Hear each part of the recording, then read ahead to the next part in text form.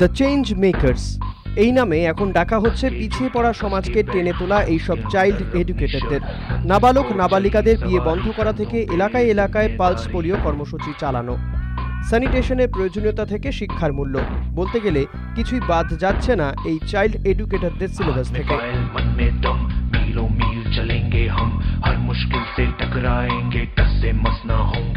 পাশাপাশি এমনই সব ডান্স ড্রামার মাধ্যমে তুলে ধরা হচ্ছে রোজকার জীবনের আমাদের নজর এড়িয়ে যাওয়া সেই সব ঘটনা, যার সঙ্গে হয়তো কোনো না কোনো সময়ে আমরাও জড়িয়ে পড়ি।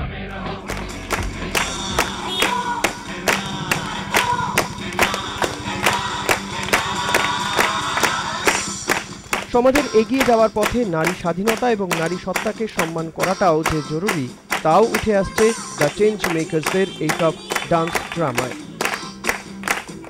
আমাদের আশেপাশে তো অনেক রকমের ভায়োলেন্স হচ্ছে, রোজ প্রতি কোনো না কোনো জায়গাতেই কেউ না কেউ নানাভাবে তার নিজের অধিকার খুইয়ে ফেলছে, কেউ না কেউ ভাবে তাকে চেপে দেওয়া হচ্ছে, নানাভাবে অন্যায় শিকার হচ্ছে। তো সেগুলোর বিরুদ্ধে এগিয়ে লড়া, আরও চেষ্টা করা এবং নিজের অধিকারকে বুঝে নেওয়ার জন্য হয়তো শুধুমাত্র পিছিয়ে পড়া এলাকার নয়, আমাদের সমাজে প্রত্যেকটা স্তরের মানুষকেই হয়তো এগিয়ে আসা দরকার। প্রত্যেকটা এলাকার ইউথদেরকে আমরা ধরার চেষ্টা করছি, যাতে, কারণ ইউথরাই একমাত্র পারে, বা যারা 7 থেকে 25 বছরের বাচ্চারা আছে তারাই যদি একবার নিজেদের পুরো এলাকার জোয়ালটা কাঁধে তুলে নেয়, আর আমরা যারা বড়রা আছি আমাদের কিচ্ছু করতে হবে না, শুধু পাশে দাঁড়ানো।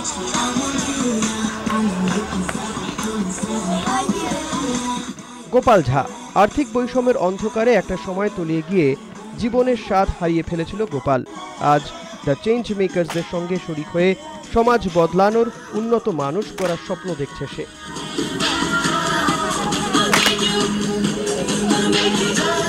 मुझे खुद नहीं पता कि मैं कितना चेंज हुआ हूँ।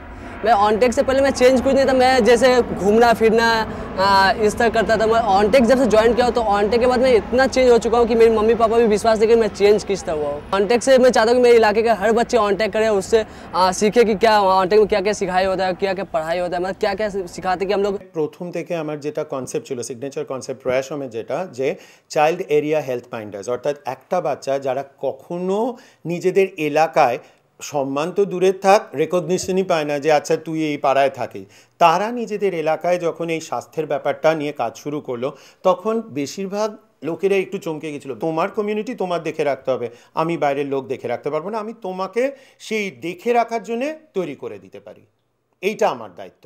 কিন্তু আমার দায়িত্ব কখনো নয় তোমার এলাকাকে দেখে রাখা, দেখে রাখতে হবে তোমারই।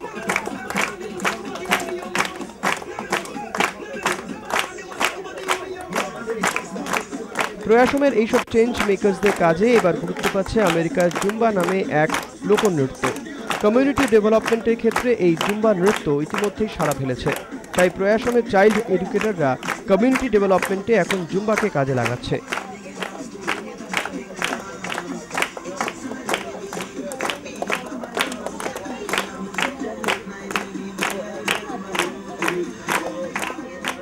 জুম্বা হচ্ছে একটা ফিটনেস, তো আমাদের মধ্যেকার জড়তাগুলো যদি আমরা কাটাতে চাই, এটা কিন্তু খুব ভালো মাধ্যম হবে। তো সেক্ষেত্রে জড়তা থাকলেই তখন আমরা শাইভাবে থাকি, একে অপরের সাথে নিজেকে মেলে ধরতে পারি না। তো সেক্ষেত্রে জুম্বা এমন একটা মাধ্যম যে নিজেকে পুরো মেলে ধরা সবার সামনে। তথ্য বলছে 2030 সালের মধ্যে ভারতের জনসংখ্যার অন্তত 75% হবেন যুবক যুবতী। ফলে সেই সময় ভারতীয় অর্থনীতির উন্নতির এক শিখরে পৌঁছানোর সম্ভাবনাও আছে। কিন্তু বাস্তব বলছে দেশের জনসংখ্যার একটা বিশাল অংশ সমাজের অবহেলিত হয়েই থেকে যান। মানব সম্পদ হিসেবে এদের ব্যবহার সেভাবে করাই হয় না। এদের মেধাকে সুসংগঠিতভাবে কাজে লাগানো গেলে সমাজের অনেক মলিনতাই ধুয়ে সাফ হয়ে যেতে পারে। প্রয়াসমের দ্য চেঞ্জ মেকার্সরা এখন এই লক্ষ্যে এগিয়ে চলেছে।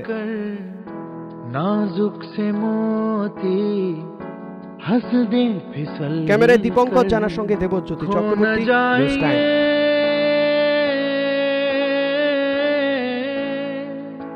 तारे ज़मीं पर